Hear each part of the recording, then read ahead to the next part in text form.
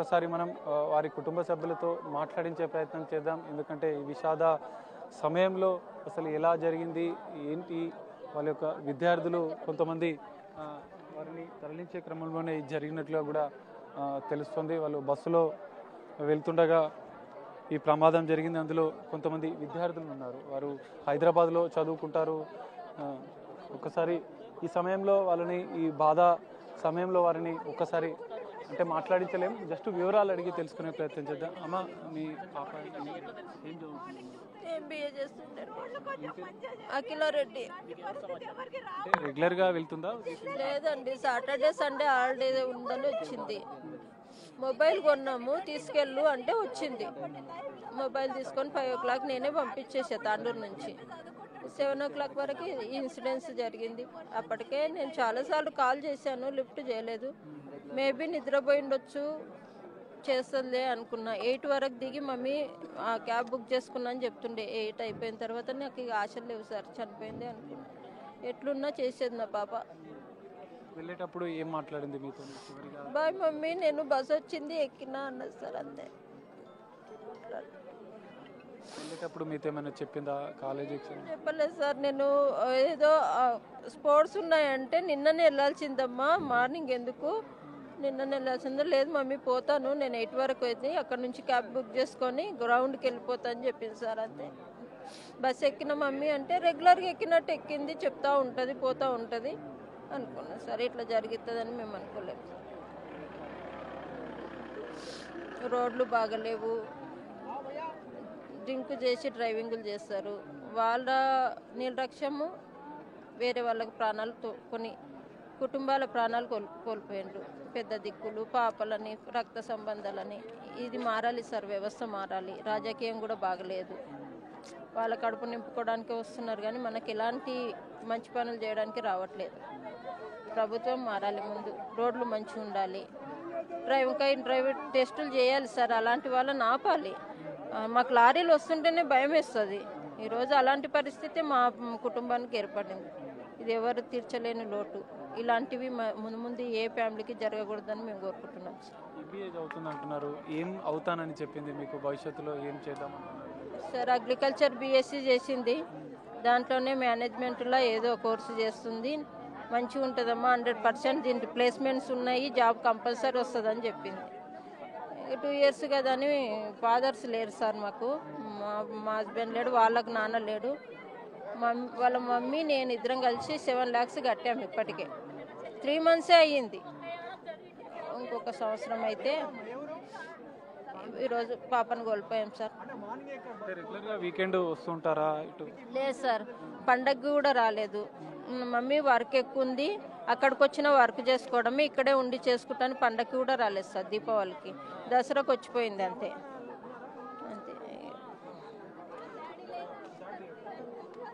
ఇది పరిస్థితి. ఒక్కొక్కరిది ఒక్కొక్క విషాద గాథగా చెప్పుకోవచ్చు. తన మొబైల్ కొని తన కూతురికి ఇచ్చేందుకు వీకెండ్ కావడంతో కుటుంబ సభ్యులను కలిసేందుకు వచ్చింది. సో తీసుకొని తెల్లవారుజామున 5 గంటలకు బయలుదేరింది. ఈ ప్రమాదంలో మృతి చెందడంతో ఆ కుటుంబంలో కూడా తీవ్ర విషాదాన్ని మిగిలించింది. ఎంతో బాధాకరమైనటువంటి దృశ్యాలు, ఎంతో విషాదకరమైనటువంటి దృశ్యాలు మార్చురి వద్ద కనిపిస్తున్నాయి. తమ కూతుర్ని భవిష్యత్తులో ఉన్నత చదువులు చదివించడానికి మేము హైదరాబాద్కి పంపించాం. కానీ ఈరోజు ఒక రోడ్డు ప్రమాదం మా కుటుంబంలో ఒకరిని కోల్పోయింది. మేము భవిష్యత్తుకు కలల కన్నా మా కూతురిని ఈరోజు మేము కోల్పోయాలంటూ కూడా వాళ్ళు రోధిస్తున్న రోదనలు మనకు మార్చురి వద్ద కనిపిస్తున్నాయి. మనం ఒకసారి మిగతా కొంతమంది బాధితులైతే ఉన్నారు, ఈ సమయంలో వారి బాధని పంచుకునే ప్రయత్నం మాత్రమే. ఎందుకంటే వారి యొక్క కుటుంబ సభ్యులను కోల్పోయారు. వారి జీవితానికి ఇది ఒక తీరని లోటు. మనము ఒక్కొక్క కుటుంబ సభ్యులది ఒక్కొక్క బాధగా మనకు కనిపిస్తుంది.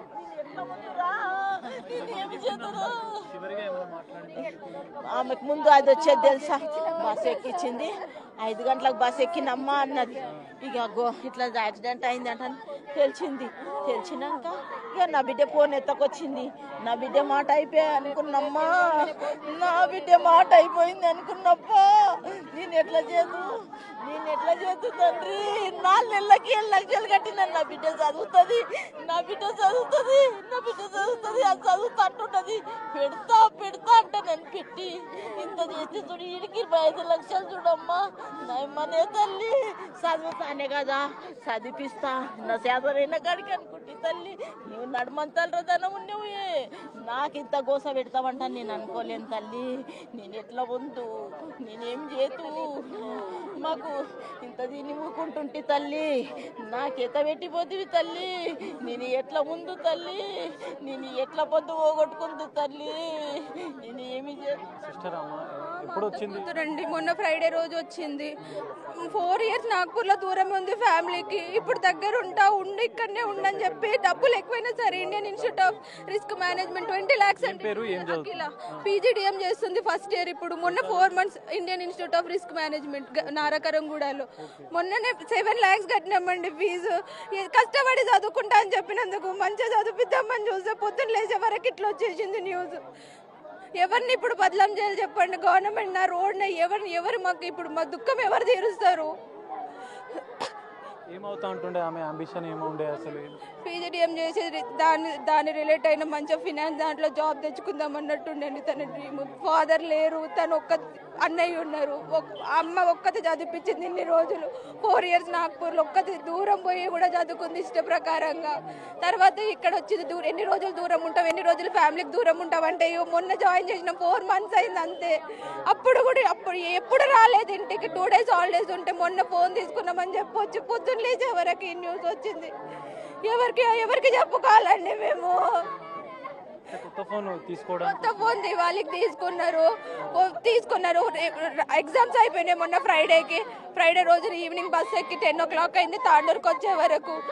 మండే మార్నింగ్ 5:30కి ఎక్కింది బస్సు, అయిపోయింది. నేను కూడా వచ్చేదాన్ని అండి తనతో పాటు. నిన్న ప్రాజెక్ట్ రివ్యూ ఉన్నందుకు నేను రాలేను, లేకపోతే నేను కూడా బస్సులు ఉండేదాన్ని.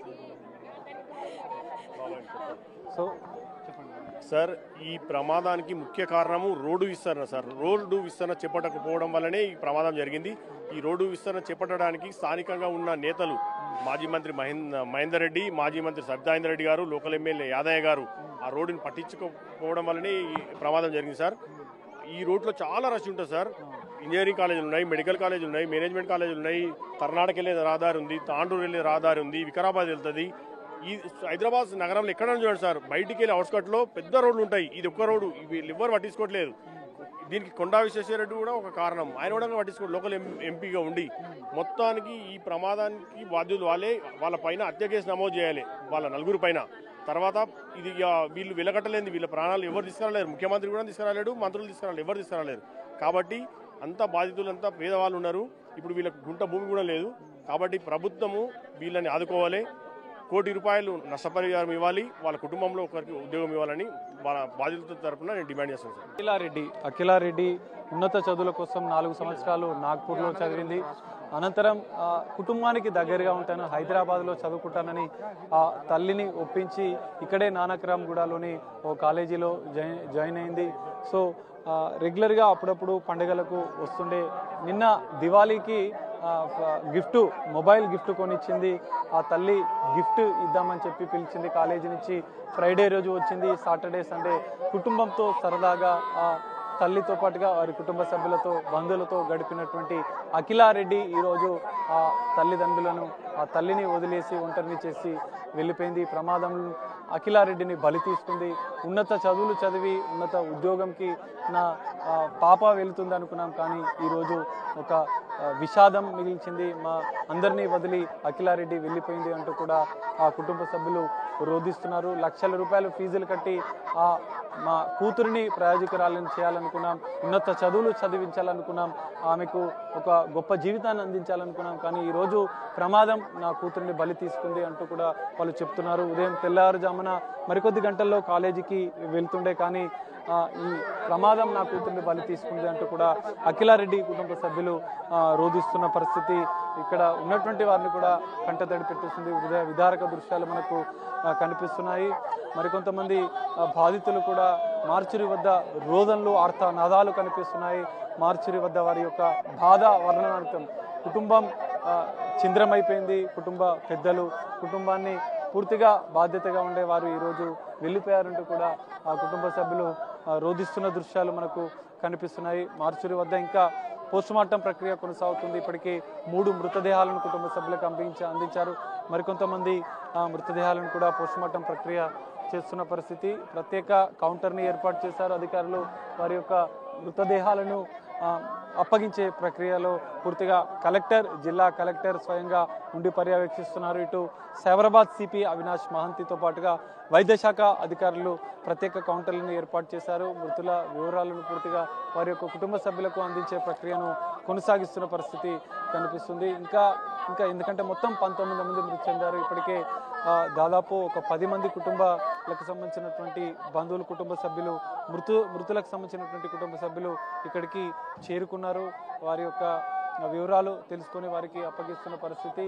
సో తండ్రి కోల్పోయినటువంటి కుమారుని పట్టుకొని ఏడుస్తున్నటువంటి ఒక తల్లి మనకు ఇక్కడ మార్చురి వద్ద హృదయ విదారకంగా వారి యొక్క ఆర్తనాదాలు, రోదనలు, వారి యొక్క బాధ వర్ణవాతీతమనే చెప్పుకోవచ్చు. ఎందుకంటే ఒక ప్రమాదం ఇంతమంది జీవితాలను చిదిమేసింది, ఇంతమంది బతుకులను చింద్రం చేసింది, ఇంతమంది బతుకులను ఆగం చేసింది. సో ఈ యొక్క ప్రమాదంలో ఒక్కో కుటుంబం ఒక్కొక్క విషాద గాథను మిగిల్చింది. వారి కుటుంబానికి ఎంతో విషాదాన్ని మిగిలించిన పరిస్థితి. సో వారి యొక్క బంధువులు ఇంకా మార్చురి వద్ద రోధిస్తున్నారు. ఇంకా మా కుటుంబానికి దిక్కెవరు, మా కుటుంబంలో ఒకరిని మేము కోల్పోయాం, ఇంకా మమ్మల్ని ఎవరు చూసుకుంటారంటూ కూడా వారి యొక్క కుటుంబ సభ్యులు రోధిస్తున్న దృశ్యాలు హృదయ విదారకంగా మనకు కనిపిస్తున్నాయి. ఇక్కడ ఇప్పటికే అధికార యంత్రాంగం కూడా ఇక్కడికి చేరుకుంది. పూర్తిగా కలెక్టర్ పర్యవేక్షణలో, సైబరాబాద్ సిపి పర్యవేక్షణలో వారి యొక్క వివరాలన్నీ తీసుకుని ఒక ప్రత్యేక కౌంటర్ని ఏర్పాటు చేశారు. వారి యొక్క కుటుంబ సభ్యులకు పోస్టుమార్టం ముగిసిన వెంటనే ఒక ప్రత్యేక ప్రభుత్వ అధికారిని అందించి వారికి అంత్యక్రియల వరకు కూడా ప్రభుత్వం సంబంధించినటువంటి సంబంధిత అధికారులు బాధ్యత తీసుకుంటారంటూ కూడా వాళ్ళు చెప్తూ ఒక్కొక్కరిని కుటుంబ సభ్యులను వారికి ఇచ్చి వారిని పంపిస్తున్న పరిస్థితి. సో ఇంకా కుటుంబ సభ్యులు ఇక్కడికి చేరుకుంటున్నారు. మొత్తం ఇప్పటికే దాదాపు 19 మంది మృతి చెందారు, 14 మంది గాయాలయ్యాయి. వారందరినీ కూడా ఇక్కడ కొంతమంది ప్రభుత్వ ఆసుపత్రిలో ట్రీట్మెంట్ జరుగుతుంది. మరికొంత మందిని అంటే తీవ్ర గాయాలైన వారిని మెరుగైన చికిత్స కోసం ఇటు మరికొన్ని ప్రైవేట్ ఆసుపత్రులు కూడా తరలించారు. ఇటు వైద్య శాఖ అధికారులు అంటే గాయాలైనటువంటి వారిని పూర్తిగా రక్షించేందుకు కోలుకునే విధంగా ప్రత్యేక చర్యలు తీసుకుంటూ ప్రైవేట్ ఆసుపత్రుల్లో వారికి చికిత్స అందిస్తున్న పరిస్థితి.